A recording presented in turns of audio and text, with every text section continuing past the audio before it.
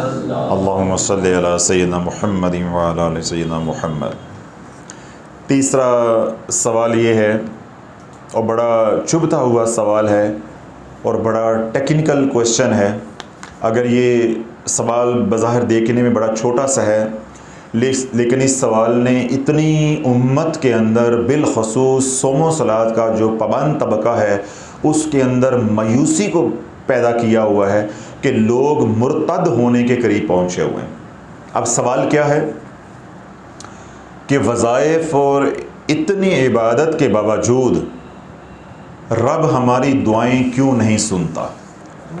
हम माली तंगदस्ती का शिकार हैं, हमारी औलाद नाफरमान है, बच्चियों के रिश्ते नहीं होते, हमसे लोग मिलना नहीं चाहते, आखिर क्यों। जहांज़ेब साहब आंखें खुली हैं, खुल गई हैं ना। अल्हम्दुलिल्लाह शाफ़ी के बयानात सुन सुन के लोगों के दिमाग भी खुल गए हैं। अभी मैं ये आपको पढ़ के सुनाऊंगा, कहीं ये फ़िक्रा भी आपको सुनने को मिल जाएगा। मैंने क्या कहा था कि ये जिन्होंने सवाल किया अल्लाह उनको अजर अज़ीम अता फ़रमाए कि मुझे कलाम करने का मौका मिल गया। अल्लाह रब्बुल इज़्ज़त की रहमत से उम्मीद है कि अल्लाह मेरे अल्फाज में तासीर डाले, बरकत डाले, तो लोगों के अंदर जो इश्काल है वो ख़त्म हो जाए, इस्लाह हो जाए।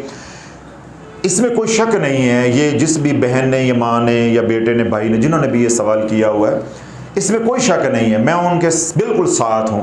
उनके सवाल, उनकी सोच, उनके इश्काल, उनके वहम, उनके एतराज़, जो भी इसको आप कहें, मैं बिल्कुल उनके साथ हूँ।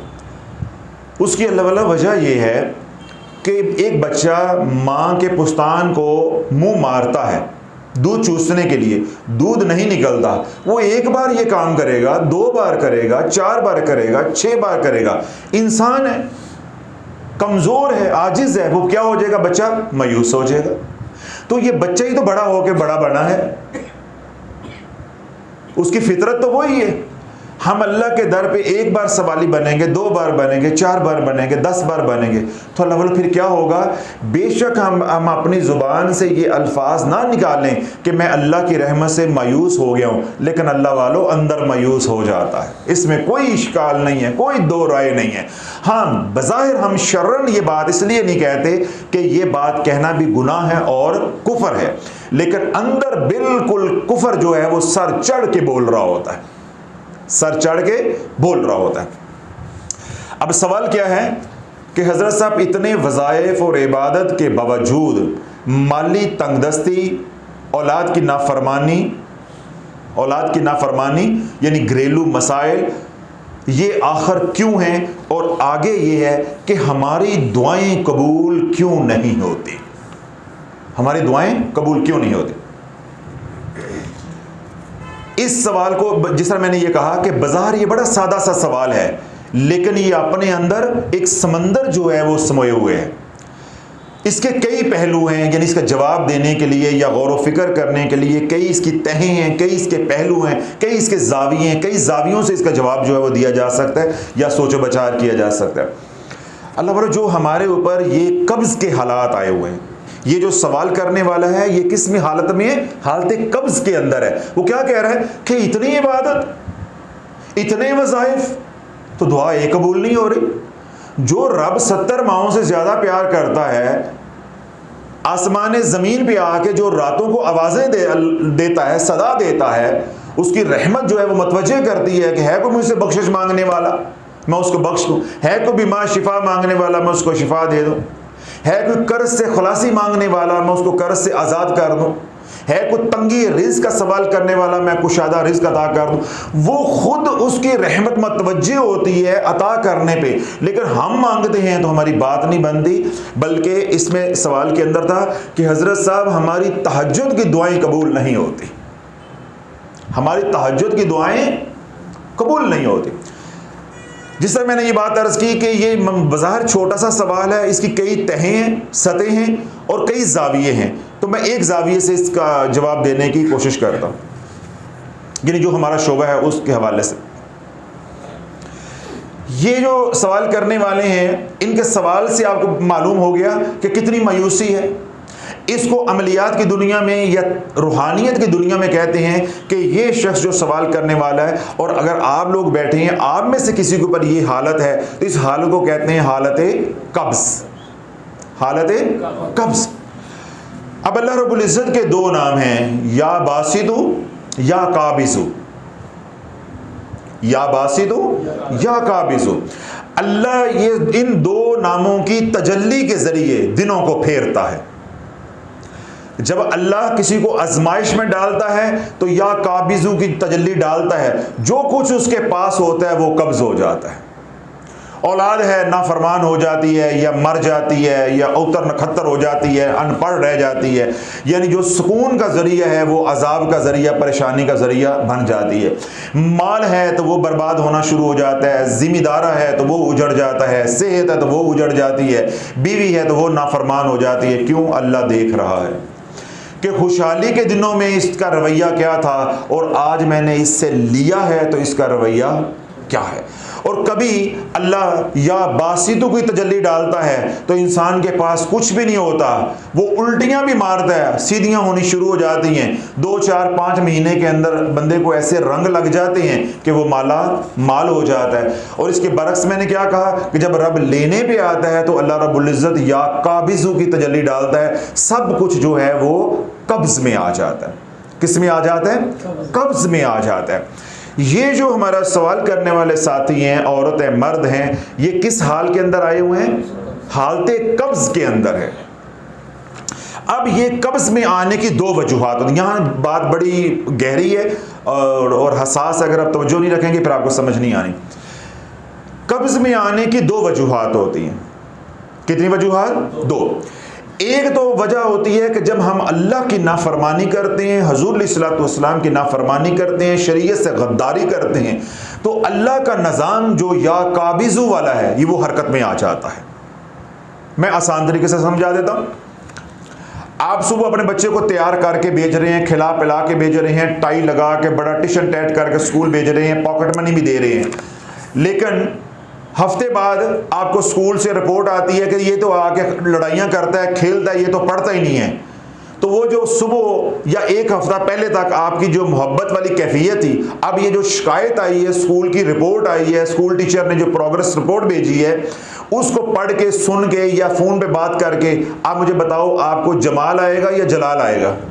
गुस्सा आएगा, आपको गुस्सा आएगा। तो आप क्या धमकी लगाएंगे कि कल से इसकी पॉकेट मनी बंद, पॉकेट मनी बंद, ये वहाँ जाके अय्याशियाँ करता है, कैंटीन पे टॉफियाँ खाता है, गला ख़राब करता है, वहाँ आवारागर्दियाँ करता है, मोटरसाइकिल में फ्यूल डलवा के जो व्हीलिंग करता है, इसकी मोटरसाइकिल भी बंद करो, इसके पैसे भी बंद करो, इसका खर्चा जो है बंद करो। आप ये करेंगे? करेंगे ना? तो अल्लाह वालों, जब आप करते हो तो अल्लाह को क्यों नहीं समझते? जब तुम्हारे मतहत ने नाफरमानी की तो तुमने क्या किया कि उसकी कुछ नेमतों को कुछ वक्त के लिए सल्ब कर लिया, कब्ज कर लिया, हमेशा के लिए नहीं, सिर्फ तंबीह करने के लिए, उसे एहसास दिलाने के लिए। अल्लाह वालों, बे नहीं, जब हम अल्लाह की नाफरमानी करते हैं तो अल्लाह नेमतों को कब्ज कर लेते हैं कुछ वक्त के लिए, वो वापस नहीं लेता। उसके माज़अल्लाह खजानों में कमी नहीं है, कोई खजानों में कमी आ गई है कि वो हमारे से नेमतें लेगा, वो तो गनी है, वो तो देने वाला है। या अय्युहन्नासु अंतुमुल फुक़राउ इलल्लाह वल्लाहु वल गनियुल हमीद। तुम सब ए लोगों मेरे दर के मंगते हो, एक अल्लाह ही तो है जो गनी है, जो अता करने वाले सारे खजानों का मालिक है और तारीफ के लायक है, बुजुर्गी के लायक है, एक अल्लाह ही तो है। तो अल्लाह हमसे वापस लेके क्या करेगा? अल्लाह क्या करता है, जिस तरह माँ बाप हम होते हैं, हम अपने बच्चे के 10 रुपये खर्चा, 50 रुपये खर्चा रोक लेते हैं, तो क्या हमने बड़े हो जाना होता है? हम रोक भी लेते हैं, दुखी भी हुए होते हैं। माँ बच्चे को मार भी लेती है, खुद रोती भी है, बाप बच्चे को डांट भी लेता है और खुद दुखी भी होता है। फिर इसी वजह से घरों में क्या होता है कि बच्चों की वजह से मियाँ बीवी में लड़ाई हो जाती है, घर में परेशानी आ जाती है। क्यों वो लड़ाई हो जाती है? कि औलाद की मोहब्बत की वजह से। तो अल्लाह रब्बुल इज़्ज़त जो है वो तो 70 माओं से ज़्यादा प्यार करने वाला है। तो हम लोग अपनी औलाद से माल या कोई भी नेमत जो हमने उनको दी हुई है या सहूलत दी हुई है, वो हम थोड़ी देर के लिए कब्ज़ करते हैं कि ये बंदे का पुत्र बन जाए, इसका मुस्तकबिल तबाह ना हो जाए, ये ना हो ये गलत रास्ते पे चढ़ जाए और हमेशा हमेशा के लिए ये खसारे में चला जाए। अल्लाह वालों, अल्लाह से ज़्यादा हमारा फ़िक्रमंद कौन होगा? अल्लाह से ज़्यादा एहसास करने वाला कौन होगा? अल्लाह से ज़्यादा हमारे से मोहब्बत करने वाला कौन होगा? अल्लाह रब्बुल इज़्ज़त से ज़्यादा हमारा मुस्तकबिल बचाने वाला कौन होगा? तो जब हम माल की मोहब्बत में हवस के अंदर पागल हो जाते हैं तो हम गलत रास्ते पे चढ़ते हैं, तो अल्लाह क्या करता है, उन नेमतों को कुछ वक्त के लिए सल्ब कर लेता है, कब्ज कर लेता है, ताकि ये पीछे लौट आए, मेरे से रुजू कर लें। जब ये रुजू कर लेंगे, ये भी अता कर दूंगा, बल्कि कुछ और भी अता कर दूंगा।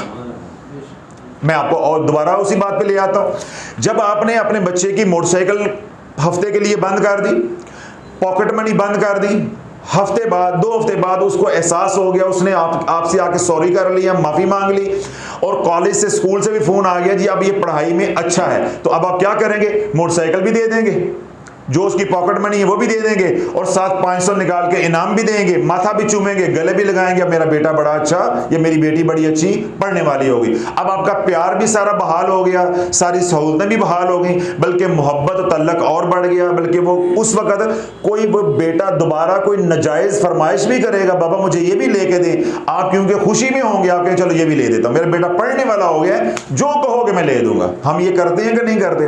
तो अल्लाह बोलो, रब जब कुछ हमारा कब्ज कर लेता है या सल्ब कर लेता है, हमें किस तरफ मतवज्जे करता है कि रुजू इल्लाह, मेरे से रुजू कर ले। और जब हम तौबा कर लेंगे, वापस लौट आएंगे, तो अल्लाह क्या करेगा, जो कुछ अल्लाह ने कब्ज किया वो भी दे देगा, और साथ इनाम इकराम भी दे देगा कि मेरा बंदा मेरी तरफ लौट आया है। ये तो हो गया हमारे गुनाहों की वजह से, ये तो हो गया हमारे गुनाहों की वजह से। यानी एक माली तंगदस्ती, दुआओं का कबूल ना होना, एक माली तंगदस्ती, दुआओं का कबूल ना होना, औलाद की नाफरमानी होना, जादू का होना, घर में लाइलाज बीमारियां होना, कामों में रुकावट होना, एक तो इसका पहलू है जो हमारे गुनाहों की वजह से होता है, और उसकी कुरान से नस कतई से दलील है, मा असाबकुम मिन मुसीबतिन फबिमा कसबत ऐदीकुम व यअफु अन कसीर। जो तुम्हारे ऊपर मुसीबतें आती हैं तुम्हारे आमाल का नतीजा है, तुमने अपने हाथों से कमाई है, व यअफु अन कसीर। अभी तो अल्लाह बहुत से गुनाहों पे दरगुजर कर जाता है।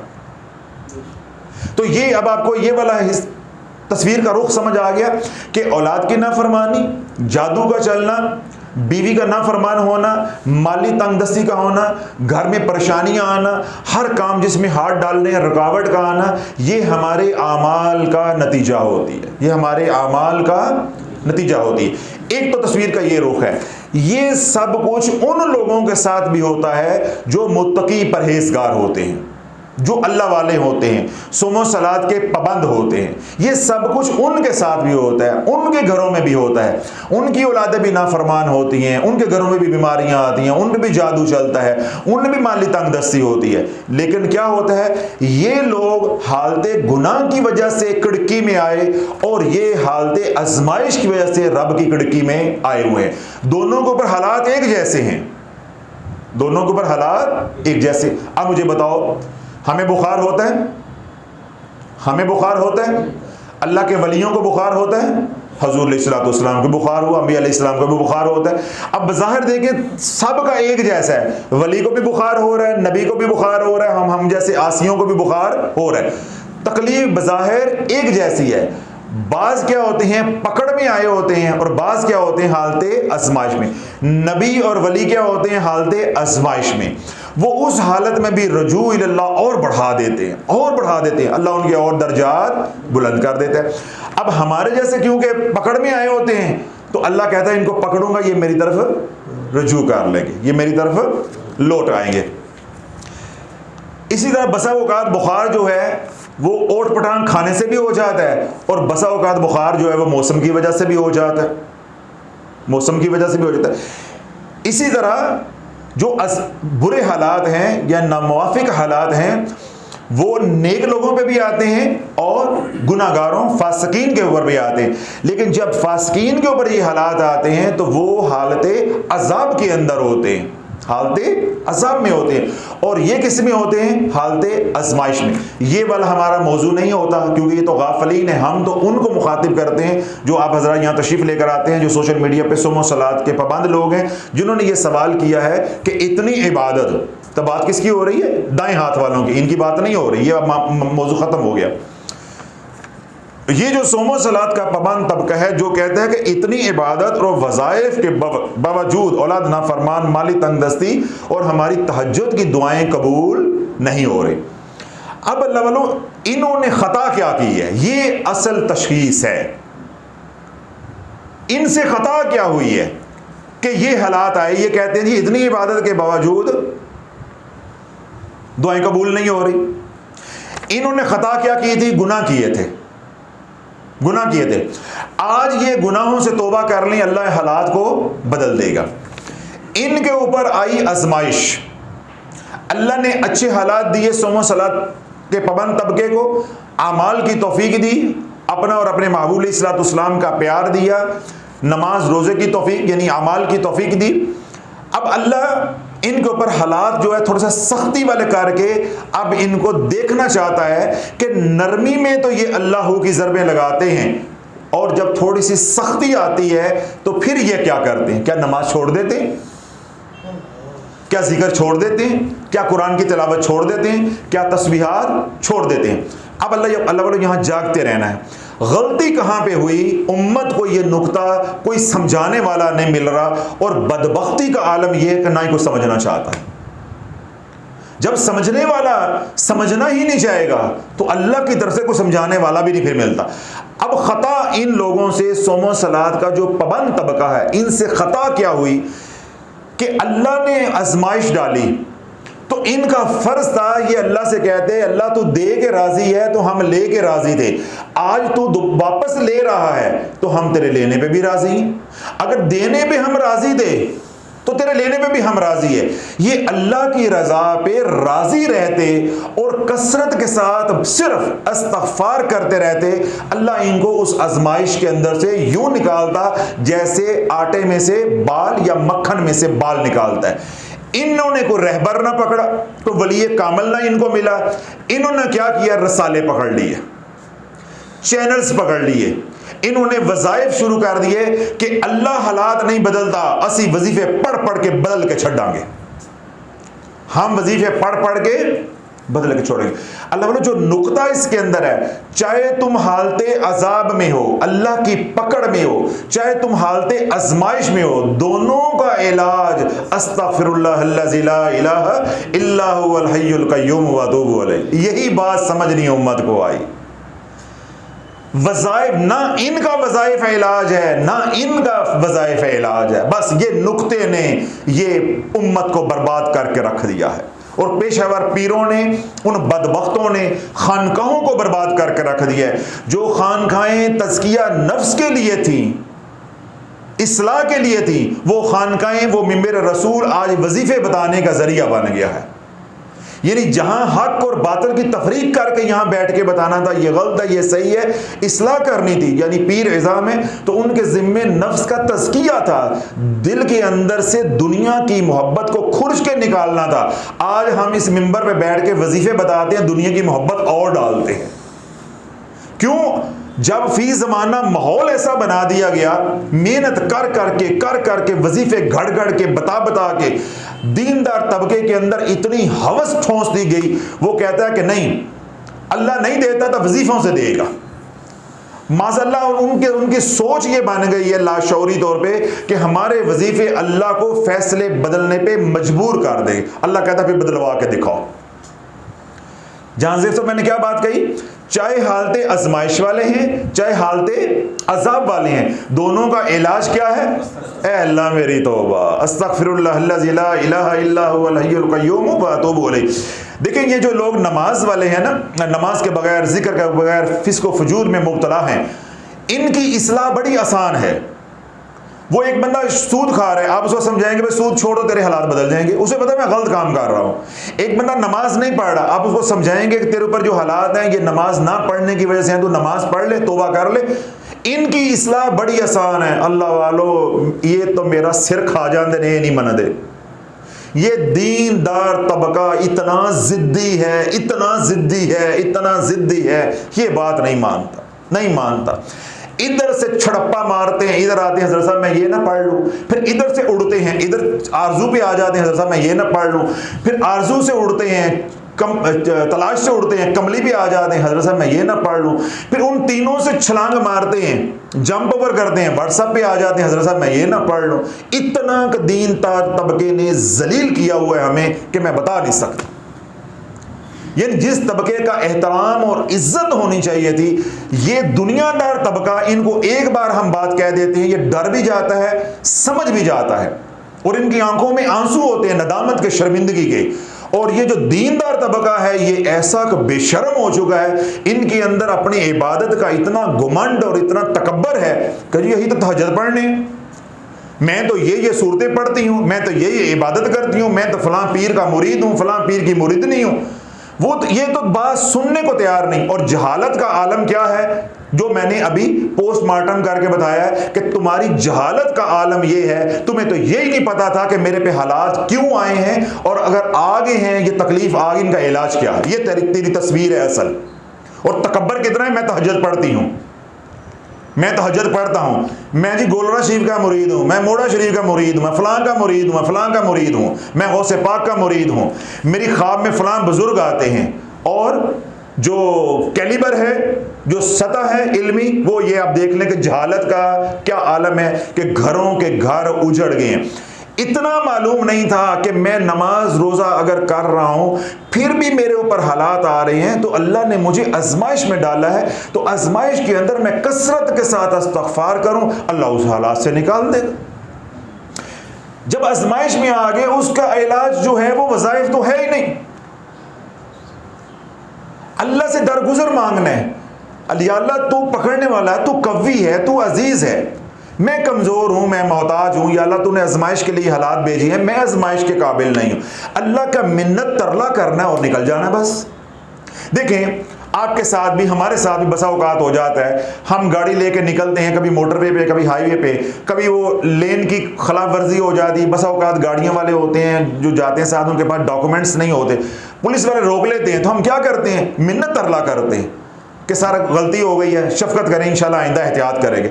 और बहुत से अफसरान हैं वो शफकत करते हैं, वो कहते हैं ठीक है जी आइंदा आप एहतियात करना। या कोई बस औकात होता है, कोई थोड़ा बहुत वो जुर्माना कर देते हैं, जितना करना भी होता है वो भी आधा कर देते हैं, तो बात क्या हो जाती है, रफा दफा। और अगर हम आगे से अकड़ के खड़े हो जाए, मेरा प्यो डीजी लगा है, FIA में लगा हुआ है, मेरा वाला जो है वो DPO है, मेरा दामाद जो है वो जज है, मेरा फलां है, मेरा फलां है, तो मामला क्या हो जाएगा, बढ़ जाएगा ना। तो दीनदार तबके ने बजाय अल्लाह के साथ मामला दुरुस्त करने के मामला बिगाड़ लिया।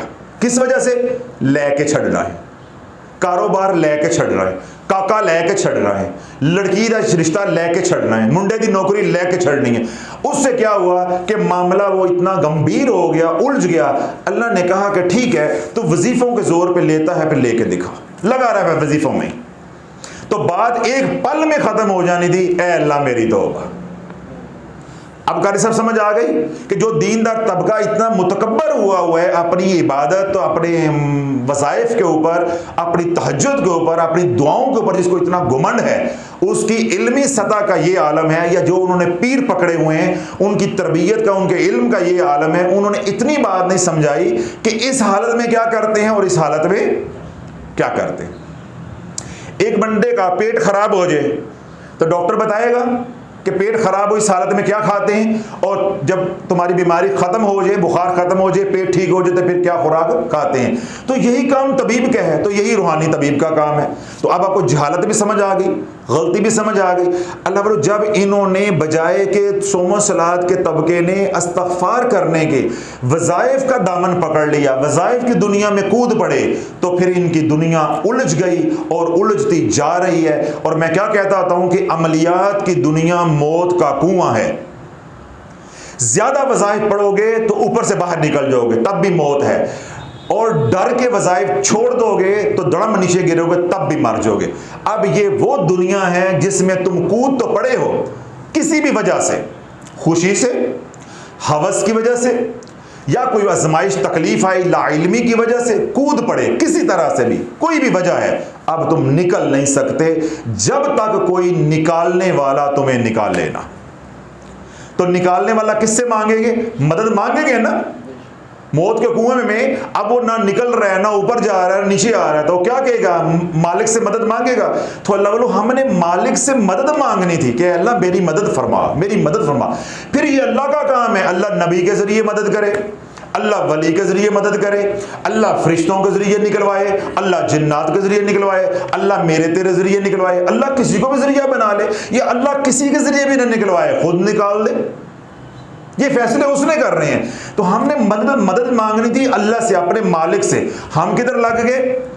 वजीफों के पीछे। नहीं, ये मकान हमें पसंद आ गया, हमने लेके छोड़ना है, हजरत साहब वजीफा दे दें। हजरत साहब ये रिश्ता बेटी का हमें पसंद आ गया है, हमने रिश्ता लेके छोड़ना है, वजीफा दे दें। हजरत साहब मेरे बेटे का बाहर का वीज़ा नहीं लग रहा, वजीफा दे दें, मुंडा बाहर भेज के छड़ना है। हजरत साहब फलां बंदा बीमार हो गया है, उसके लिए वजीफा दे दें। बेटी के यहाँ औलाद नहीं हो रही, हजरत साहब वजीफा दे दें। हजरत साहब बेटी के यहाँ बच्चा हुआ है, दूध नहीं पीता, वजीफा दे दें। यानी किसी भी मकाम पे अल्लाह की भेजी हुई आजमाइश के ऊपर राजी ना हुए। जब राजी ना हुए तो अल्लाह वालों, यही तो रब ने कुरान उतारा, वशकुरू ली वला तकफुरून, कि नशुक्री ना करना, ये कुफ्र के मुर्तकब ना हो जाना। जो हालात हैं उन हालात के ऊपर तू राजी नहीं है, यही तो नशुक्री है। और क्या नशुक्री होती है?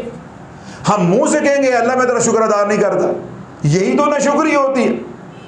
जब अल्लाह वालों सारा ज़माना लग के उम्मत को वज़ाइफ पे लगा रहा है और बग़ैर शराइत के, हम कहते हैं कि वजीफ़ा करो तो एक करो, शराइत के साथ करो, पहले तो करो ही नहीं। और अगर करना पड़ गया, हालात ऐसे आ गए, डाकू घर आ गया, फिर बंदूक उठानी पड़ती है। शौकिया ना उठाओ, शौकिया बंदूक उठाओगे। मैंने एक कातिल से सुना, बहुत बड़े कातिल हैं गुजरात के, तो वो ऐसे बात शुरू हो गई तो उन्होंने कहा कि बंदूक उठाने के दो अंजाम होंगे, बंदूक उठाने के दो अंजाम होंगे। क्या होगा? या बंदूक तुझे जेल में ले जाएगी या बंदूक तुझे कब्र में ले जाएगी। क्यों? बंदूक जब किसी पे चल गई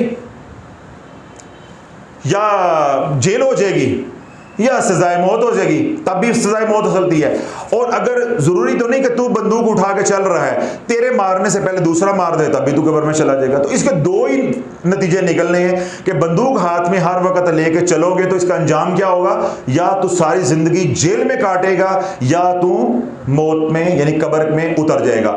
अल्लाह वालों, बे नहीं, ये जो गुजरात के कातिल से मैंने नुक्ता सीखा, यही मैं अपनी माओ बहनों को, ये जो वज़ाइफ पढ़ने वाले लोग हैं उनको समझा रहा हूं। जब तुम वज़ाइफ की दुनिया में आ जाओगे, तुम्हारे अंजाम दो ही होने हैं, या सारी जिंदगी इस हाल में गुजरेगी, वजीफे कर कर के मर जाओगे, खाने को रोटी नहीं मिलेगी, औलाद ना फरमान, हमसाए दाएं बाएं सब छोड़ जाएंगे। ये क्या हो जाएगी? कैद बा मुशक्कत। या क्या है कि वज़ाइफ पढ़ोगे, उल्टे पड़ेंगे, उस हाल में ही मर जाओगे। दो ही नतीजे निकलने हैं, कभी तुम्हें रास्ता नहीं मिलना। क्यों? तूने अमलियात की बंदूक उठा ली है, अमलियात की बंदूक उठा ली है। और मैंने ये क्या बात कही कि जब हालत आजमाइश में आए तो इसका इलाज क्या था? ए अल्लाह मेरी तौबा। तो चल किधर पड़े? वज़ाइफ की तरफ। तो वज़ाइफ का अंजाम मैंने कातिल की जुबानी आपको सुना दिया जो निकलना है, और अपनी जुबानी भी सुना दिया कि ये मौत का कुआं है, इसकी कोई मंजिल नहीं है, ना आप निकल सकते हैं। उधर आप शौक में गए कि मैं भी चला के देखता हूं कि क्या होता है, गोल गोल है, मजा आता है, गोल गोल है, मजा आता है। उधर आप गए हैं, चाहे मजबूरी की हालत में, खुशी लाइल्मी, किसी तरह उतर गए। अब आप निकल नहीं सकते जब तक कोई निकालने वाला ना निकाले। तो जिस तरह मौत के कुएं में जो मुलाजिमीन चलाते हैं, जो फनकार ये करतब दिखाते हैं, अगर उन पे कोई ऐसी मुसीबत आ जाती है तो वो सर्कस के मालिक को बुलाते हैं। तो तेरा कोई मालिक नहीं है, तेरा कोई मालिक नहीं है। जब तेरे ऊपर हालात कड़े आए तो अपने मालिक को आवाज देता, तो अल्लाह तेरे दिल में डालता कि तू अपनी नाक मेरे सामने रगड़, बस तू सजदे से सर नहीं उठाएगा, मैं हालात को बदल दूंगा। मैं या बासितू की तजल्ली डालने पे या काबिजू की तजल्ली डालने पे कादिर हूं, तो या बासितू भी तो मैं ही हूं ना। तो मैं जब उसकी तजल्ली डालूंगा, जो कब्ज हुआ है, जब वो बस्त आएगी तो जो कब्ज हुआ है वो भी अता कर दूंगा, कुछ और भी अता कर दूंगा। क्यों? तूने रजू कर लिया। तो बजाय उधर जाने के किधर हम चले गए? मौत के कुएं में। हमने अमलियात की बंदूक उठा ली। तो अभी मैंने क्या कहा? कातिल की जुबानी के बंदूक का अंजाम क्या होगा? या कैद बा मुशक्कत यानी जेल कटेगी, तो या पुलिस मुकाबले में कुत्ते की मौत मरेंगे। तो अमलियात की दुनिया में दो ही काम होंगे, या तो सारी जिंदगी वजीफे पढ़ पढ़ के उसी हसरत में मर जाएंगे कि कभी पेट भर के खाना नहीं मिला, कभी खुशी खुशी ना मिली, ना वक्त पे जो है कोई काम हुआ, और या फिर ये होगा कि ला इलाज बीमारियों में एड़ियां रगड़ रगड़ के मर जाओगे। मुझे बताओ, ये जो कातिल ने मुझे बताया और अमलियात की दुनिया में कोई फ़र्क है? दोनों का अंजाम एक है।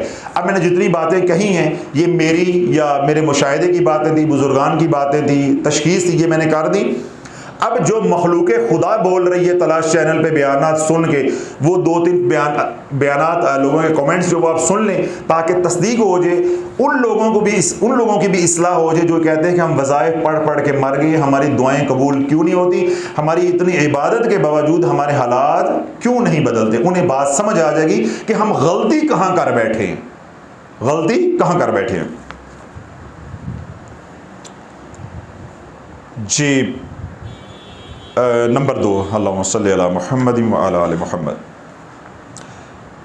हज़रत साहब मेरे साथ भी ऐसा ही हुआ है। यानी ये कमेंट नंबर 2 में पढ़ रहा हूँ, वो बात ही यहाँ से शुरू हुई है। हज़रत साहब मेरे साथ भी ऐसा ही हुआ है, शोहर बीमार थे, मैंने बहुत वज़ाइफ किए। अब जो मैं चीख रहा था, अब ज़रा सा भी, इतना सा भी दीनदार तबके के पास दीन होता, ये दाढ़ी टोपी की बात नहीं कर रहा था, ये तो जाहिर है, ये तो जाहिर बना लिया, दीन होता इतना सा भी, तो फौरन वो कहाँ पहुंचते जहांजेब साहब? मदीना। कि मेरे नबी के ऊपर जब हालात आए, तकलीफ आई, तो उन्होंने क्या किया था? रहनुमाई मिलती, सहाबा की ज़िंदगी खंगालते, औलिया अल्लाह की ज़िंदगी खंगालते, फिर पता चलता कि क्या करना है, ये जो कड़ा वक्त आया है इसमें हमने क्या करना है। और अल्लाह के नबी अलैहिस्सलाम ने क्या किया? या अय्युहल्लज़ीना आमनू इस्तईनु बिस्सब्रि वस्सलाह इन्नल्लाहा मअस्साबिरीन। अल्लाह के नबी अलैहिस्सलाम ने जो सुन्नत छोड़ी है अल्लाह के इस हुक्म के ऊपर, क्या है? जब भी कड़ा वक्त आया, अल्लाह के नबी अलैहिस्सलाम फ़ौरन मस्जिद से रुजू, फ़ौरन अल्लाह से और रुजू बढ़ा दी। तो अल्लाह ने तरीका क्या बताया कि जब तुम्हारे ऊपर कड़ा वक्त आ जाए, परेशानी आ जाए, तुम मदद किससे मांगो? नमाज और सब्र के जरिए। इन्नल्लाहा मअस्साबिरीन, अल्लाह सब्र करने वालों के साथ है। हमने ना सब्र किया, वज़ाइफ पढ़ना बेसब्री की तो अलामत है, वज़ाइफ पढ़ना बेसब्री की तो अलामत है, निशानदही कर रही है। और ना हम नमाज की तरफ गए कि हम फ़र्ज नमाजों को कामिल बनाएं और नफल नमाजें साथ पढ़ें, ताकि जो फ़र्जों में कमी है वो निकले और अल्लाह से मांगे। पहले नवाफल नहीं पढ़ते, जब नवाफल का एहतमाम करें, सलातुल हाजत का एहतमाम करें, सलातुल तौबा का एहतमाम करें, फिर अल्लाह से रो रो के मांगे। करना ये था। अब किया उस खातून ने क्या है कि मेरे शोहर बीमार हो गए, मैंने बहुत वज़ाइफ किए। आज 13 साल बाद ख़वातीन, आज 13 साल बाद खुद 3 माह से एक इंसान ज़हन पे सवार है, मैं उसे निकालने की बहुत कोशिश करती हूँ, लेकिन हर वक्त हालत अजीब है। और 2 महीने से बहुत वजीफ़े किए हैं। अब आपका बयान सुना बहुत सुकून मिला कि कहीं ना कहीं गलती है। हज़रत साहब, अब मैं आपको कैसे, अब आप मुझे कैसे दुरुस्त समत में लेकर जाएंगे? बराए मेहरबानी मेरी रहनुमाई फरमाई जाए।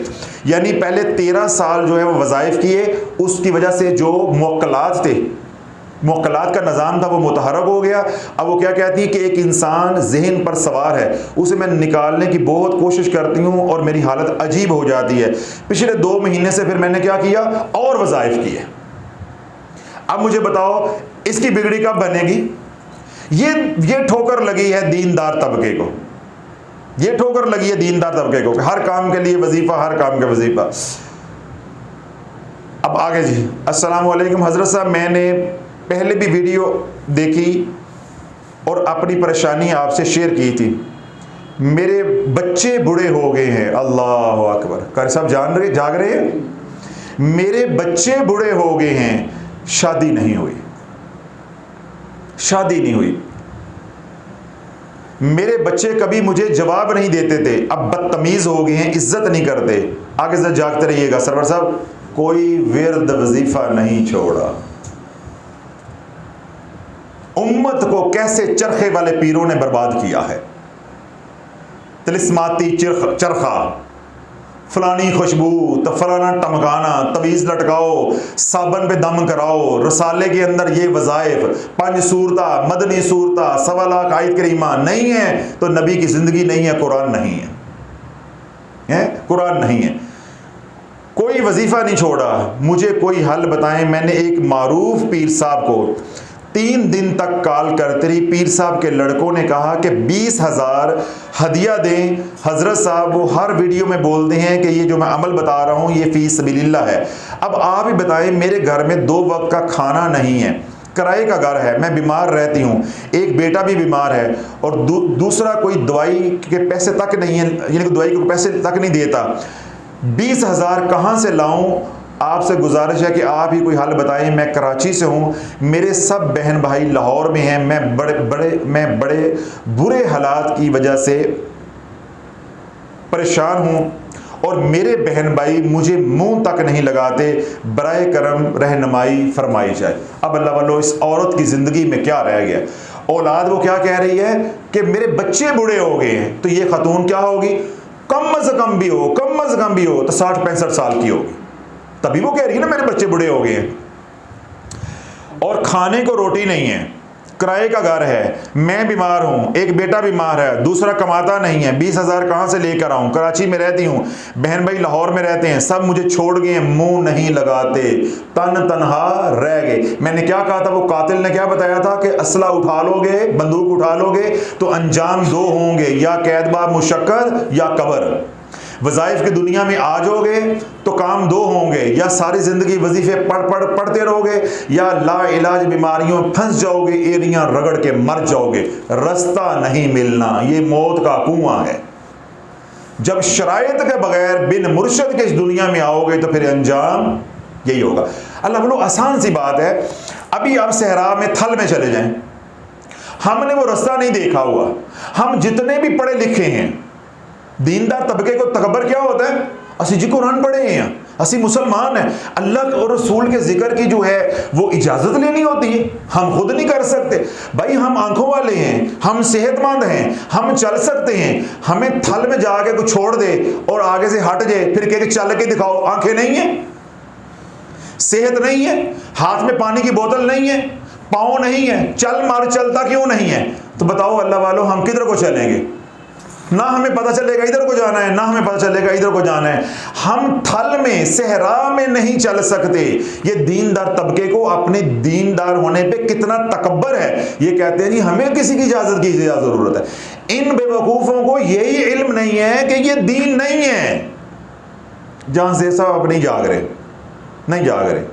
ये दीन नहीं है, ये रुकिया है, ये दम है, ये इलाज है। तो इलाज की इजाजत नबी अलैहिस्सलातु वस्सलाम से नहीं लेनी, मौलवी से लेनी है।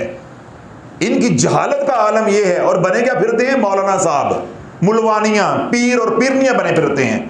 घर घर में माएँ पीरनियां हैं। उनके बच्चे मेरे बयाना सुन सुन कर रोते हैं, हजरत साहब अम्मा नहीं मानती। मैं कहा ना लाला ना, ये मुझे नहीं इस काम में डालना। मैंने पहला बयान जब इस पे किया था, इस राज को खोलने का इरादा किया था, मैंने पहले दिन ये कहा था, अम्मा को रोका तो अम्मा ने अड्डी वाली जुती मारनी, तो भाई तू ही खानी है, मैं तो नहीं खा सकता।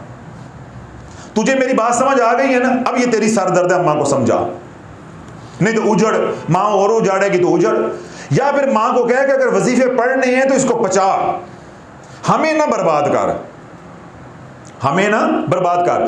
तो आज दीनदार तबके को कितना तकब्बर है, घुमंड है। हम किसी की इजाजत ले? अल्लाह उसके रसूल का जिक्र करना तो सवाब है। या अय्युहल्लज़ीना आमनू उज़्कुरुल्लाह ज़िक्रन कसीरा, अल्लाह तो कहता है कसरत के साथ मेरा जिक्र करो, वज़्कुरुल्लाह कसीरन लअल्लकुम तुफ़्लिहून, कसरत के साथ मेरा जिक्र करो ताकि तुम कामयाब हो जो। भाई जब जिक्र कसरत के साथ करोगे तो जो कसरत के साथ जिक्र करने वाले हैं उनसे जाके पूछना पड़ेगा कि कैसे करते हैं, इसकी क्या शराइत होती हैं। नहीं तो अगर आप कहते हो हम किसी की इजाजत के पाबंद नहीं है, हम अल्लाह रसूल के पाबंद हैं, तो फिर वो जिक्र करो जो कमली वाले ने किया है। फिर मसनून अज़कार के अंदर रहो। क्या ये वजीफे मसनून है? हमें दीन सिखाते हो, करते हो बेशर्मी वाले काम, दीन से गद्दारी वाले काम, और हवाले हमारे से मांगते हो, और आगे से बदमाशी भी हमारे साथ कि जी हम आपको क्या समझते हैं कि हम तो अल्लाह उसके रसूल का जिक्र करना है, इसकी इजाज़त की क्या ज़रूरत है? मुझे बताओ ये वज़ाइफ मसनून है? जब ये वज़ाइफ ही मसनून नहीं है तो जिसने ये वज़ाइफ बनाए हैं, अच्छे हैं या बुरे हैं, मन गढ़त हैं या मुजर्रब हैं, जिन्होंने बनाए हैं इजाज़त भी उन्हीं से लेनी पड़ेगी। नहीं समझ आई? आ जाती है, अभी समझ में डाल देता हूं। आज किसी को हार्ट अटैक हो जाता है, क्या हो जाता है? हार्ट अटैक हो जाता है। वो अल्लाह के नबी इस्लाम से राब्ता करेगा या अपने कार्डियक फिजिशियन से राब्ता करेगा? कार्डियक फिजिशियन से राब्ता करेगा। आज किसी को शुगर हो जाती है, ब्लड प्रेशर हो जाता है, कोई और बीमारी लाहक हो जाती है, तो वो अल्लाह के नबी से राब्ता करेगा या जो मौजूदा दौर में डॉक्टर है उससे राब्ता करेगा? अगर तो उसने तिब्बे नबवी से मसनून कोई इलाज करना है तो फिर किससे राब्ता करेगा? हुजूर अलैहिस्सलाम, क्योंकि मेरे नबी ने क्या तरीका अख्तियार किया, फिर तो बात समझ आ जाएगी। और अगर फी ज़माना इलाज करना है तो जो फी ज़माना तबीब हैं, डॉक्टर हैं, हकीम हैं, उनसे राब्ता करना पड़ेगा। अगर आपने मसनून वज़ाइफ पढ़ने हैं तो आपको मदीना जाना पड़ेगा, और अगर आपने दूसरे यानी गैर मसनून वज़ाइफ करने हैं तो उसके पास जाना पड़ेगा जो साबे अमल है, साबे इजाज़त है, मजाज है। जब तक उससे इजाज़त नहीं लेंगे, उसकी शराइत की पाबंदी नहीं करेंगे, तो फिर क्या होगा? सारे छोड़ गए हैं, मैं तनहा रह गई हूं, किराए के घर में रहती हूं, कोई मुझे मुंह नहीं लगाता। फिर एक दिन तेरा पर्चा मेरे हाथ में होगा या फिर तू ऐसे सामने बैठ के रो रहा होगा, सामने बैठ के रो रहा होगा। अस्सलाम वालेकुम हज़रत जी, अल्लाह आपको और तलाश और आरजू की पूरी टीम को सेहत व तंदुरुस्ती के साथ लंबी उम्र अता फरमाए, आमीन सुम्मा आमीन।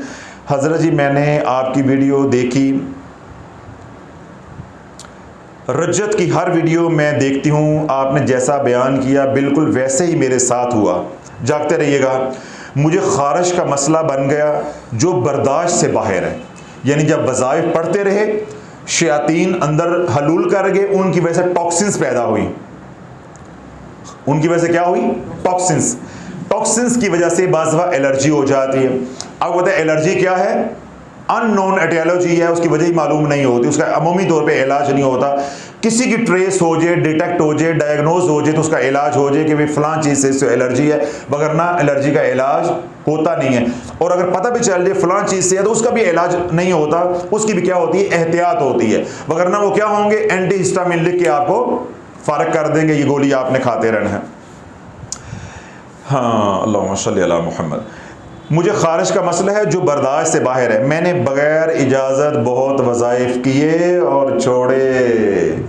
मैं सदके थी वहाँ दीनदार तबके पे, सोमो सलात के मुतकब्बर तबके के, जिनके अंदर फ़िरौन घुसा हुआ है, फ़िरौन घुसा हुआ है। मैंने क्या कहा था? ये जो गुनाहगार हैं, गाफिल हैं, फासिक हैं, फाजिर हैं, जानी हैं, सूदी हैं, जो भी हैं, अल्लाह वालों, इनकी तो इस्लाह करना बड़ा आसान है। क्यों? वो समझते हैं कि हम गलत काम कर रहे हैं, इनको तो समझाना बड़ा मुश्किल है।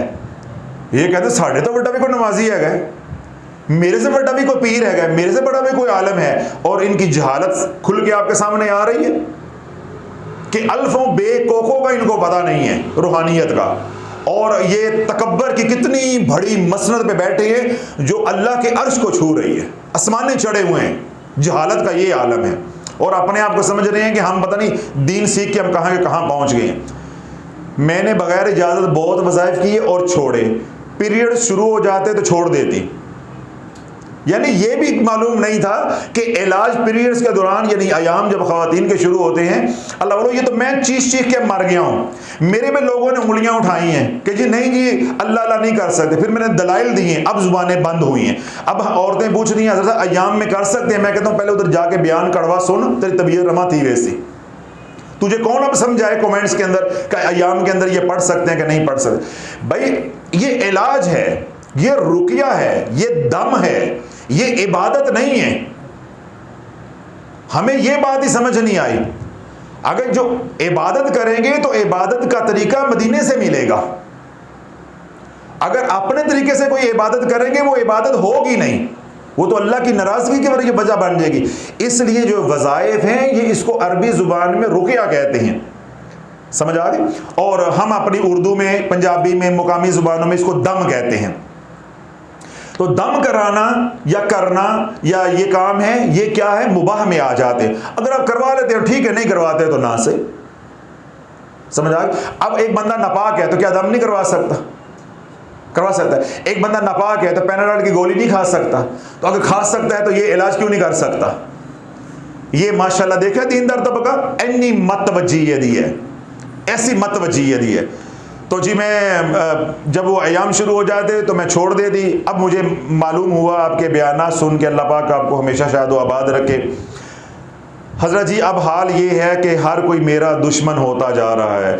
मैं जो भी वजीफ़ा करती हूँ मेरी लड़ाई हो जाती है, यहाँ तक कि मैं नमाज घर में पढ़ती हूँ तो मेरी किसी से लड़ाई हो जाती है, और मेरे अमाल का असर पूरे घर के अफराद पर है। हज़रत साहब आपने जो जादू की 5 अलामात बताई थी, डरावने ख्वाब, आंख लगते ही झटका लगना, रात भर नींद न आना, सोए में जिस्म पे दबाव पड़ना, ये सब मेरे अंदर मौजूद हैं। रज्जत की वजह से हमारे हमसाए, माशाल्लाह हम तो लफ्ज़ रज्जत भी आ गया है, पहले तो रज्जो रज्जो ही कहते सी, अब इन्हें पता चला कि रज्जो नहीं है रज्जत है। ठीक है, अब इन्हें बीमारी समझ आ गई है।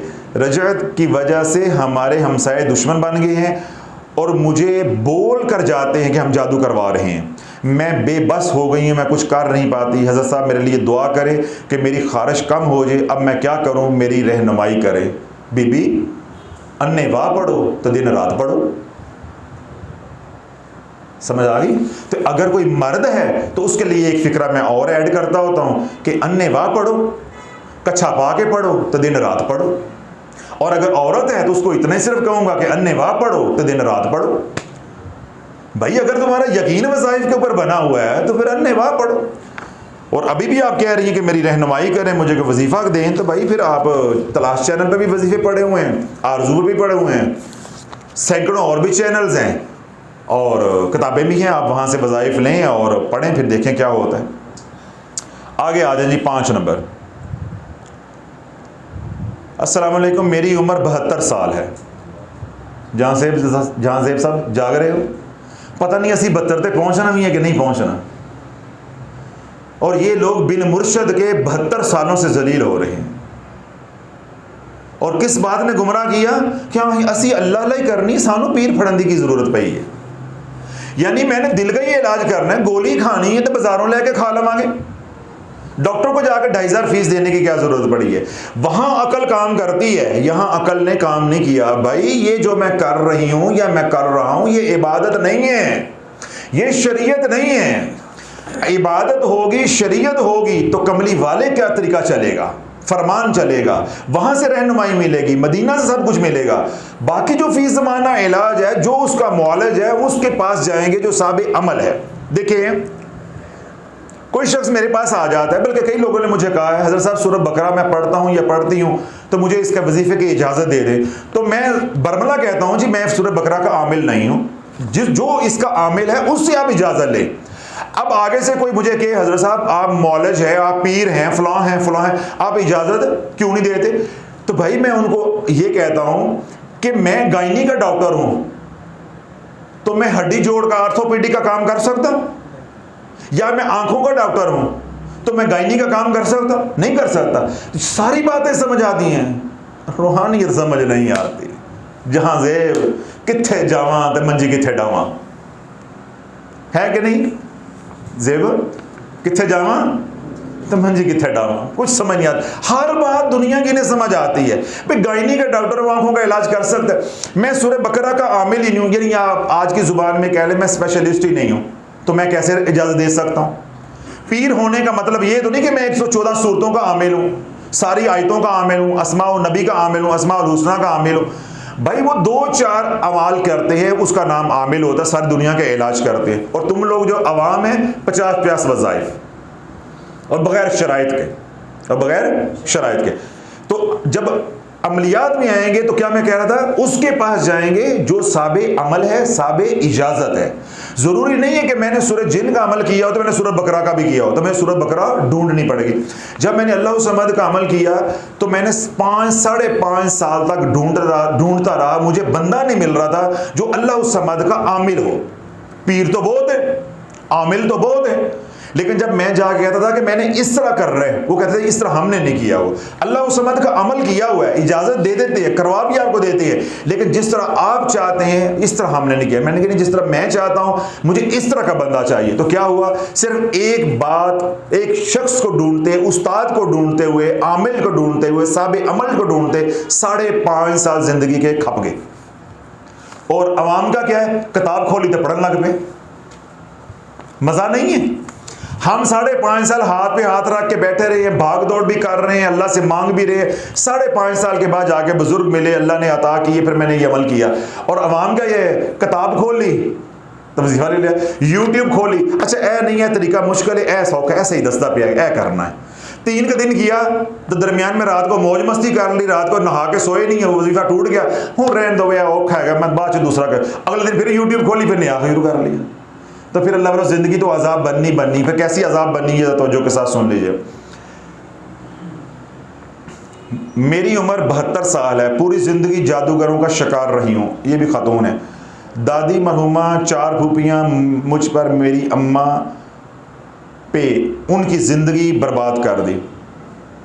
यानी दादी मरहुमा, 4 फूफियाँ मुझ पे, मेरी माँ पे, और उनकी ज़िंदगी बर्बाद कर दी। यानी जादूगरों ने हमारे ख़ानदान पे, कहने का मकसद उनका ये है कि जादू करते रहे, हमारी ज़िंदगियाँ बर्बाद हो गई। खुल के ख़तरनाक काले जादू करवाती थी, इन्हें कोई डर भी नहीं लगता था। अजाब के सालों साल गुजरे, फिर बेटी की शादी की, बहू गलत घराने की आई, फिर उसने जादू करवाया। आज तक हालात सही नहीं हुए। अल्लाह का शुक्र है, छोटा बेटा इंग्लैंड में है, आजकल इंग्लैंड से आई हूँ, उसकी बीवी बहुत अच्छी है। यही वक्त अच्छा है, जितना शुक्र करूँ कम है। शोहर हुए 3 साल से फोत हो गए हैं। बस जो हुआ वो हो गया। अब हर वक्त मैं रोती रहती हूँ और दरूद पढ़ती रहती हूँ, ताकि बकिया तलकात मेरे जो है वो अच्छे बरकरार रहे, बाकी ज़िंदगी जो है सुखी रहे, अल्लाह नबी की याद में गुजर जाए। कराची में अकेली सुकून से रहती हूँ, अल्लाह मुझे किसी का मोहताज ना करे। तो अल्लाह बोलो, ये ख़ातून ये कहना चाह रही है, उसका लुबे लुबाब ये है, टूटी फूटी उन्होंने लैंग्वेज के अंदर, ज़ुबान के अंदर लिखा हुआ है कि हमारे ऊपर जादू चलता रहा, जादू से सारा ख़ानदान उजड़ गया, अपने ही लोग जादू करवाते रहे, और ये जादू की काट के लिए क्या करते रहे, वज़ाइफ करते रहे। कुछ उधर से नुकसान हुआ, कुछ इधर से नुकसान हुआ। अब सिर्फ एक बेटा है जो इंग्लैंड में है, ये कराची में रहती हैं, वो इनको खर्चा पानी थोड़ा बहुत भेज देते हैं, जो इनसे उनका गुजारा हो रहा है। और वो आगे आखिर में ये कह रही हैं कि मैं ये चाहती हूँ कि मैं आखिरी ज़िंदगी के वक्त में भी अल्लाह रसूल के ज़िक्र में मशगूल हूँ। अल्लाह उन्हें भी तौफीक अता फरमाए और हमें भी अता फरमाए। अल्लाह वालों, अर्ज़ करने का, ये सारी बातें सुनाने का, आपका यकीन और ईमान बनाने का मकसूद और मतलूब ये है कि चाहे हालत गुनाह की वजह से अल्लाह की पकड़ में आए हो, चाहे अपने नेक अमाल की वजह से अल्लाह को पसंद आ गई हो, अल्लाह ने आजमाइश भेजी अपने करीब करने के लिए, दोनों का इलाज अस्तगफिरुल्लाहल्लज़ी ला इलाहा इल्ला हुवल हय्युल क़य्यूम व अतूबु अलैह। ये इलाज था। सोमो सलात के तबके से जो नलायकी हुई है, गलती हुई है, वो चल पड़ा वज़ाइफ की तरफ। फिर उसका नतीजा क्या निकला कि वो बोल उठे कि हज़रत साहब, इतनी इबादत और वज़ाइफ के बावजूद माली तंगदस्ती, औलाद की नाफरमानी, तहज्जुद की दुआएं कबूल नहीं होती, आखिर क्यों? तो इसका मैंने तफसीली जवाब दिया है कि वज़ाइफ से हालात नहीं बदलते, वज़ाइफ से हालात नहीं बदलते, अस्तग़फ़ार करने से हालात बदलते हैं, दुरूद पाक पढ़ने से हालात बदलते हैं, अल्लाह से रुजू करने पे हालात बदलते हैं। और अगर वज़ाइफ पढ़ने हैं तो फिर जो वज़ाइफ की इजाज़त देते हैं उनसे जाके इजाज़त लें, उनसे शराइत पूछें, उनसे तरीका पूछें, उसके मुताबिक पढ़ेंगे तो नफ़ा होगा, वरना वज़ाइफ तुम्हें उजाड़ के रख देंगे। उसके लिए मैंने कई सारे कमेंट्स आपके सामने पढ़ के सुनाए हैं ताकि आपका यकीन और ईमान बन जाए। अब आपको समझ आ गई कि दीनदार तबका जो ये रो रहा है, मायूसी के आलम में है, उसकी वजह क्या है कि गलत वज़ाइफ पढ़ पढ़ के वो रज्जत का शिकार हो गए, हर चीज़ जो है वो कब्ज़ हो गई है, उनकी जिस्म के अंदर इतनी नेगेटिव एनर्जी आ गई है शयातीन की दुश्मनी की वजह से, क्या वो जिस के भी करीब जाते हैं लोग उनसे दूर भागते हैं। रिश्ते टूट गए, लोग दूर हो गए, कारोबार है वो छिन गया, सेहत है वो छिन गई। सिर्फ किस बात? लाइल्मी, जहालत और तकब्बर की वजह से कि हम किसी को नहीं मानते। अल्लाह मुझे भी आपको हिदायत अता फरमाए।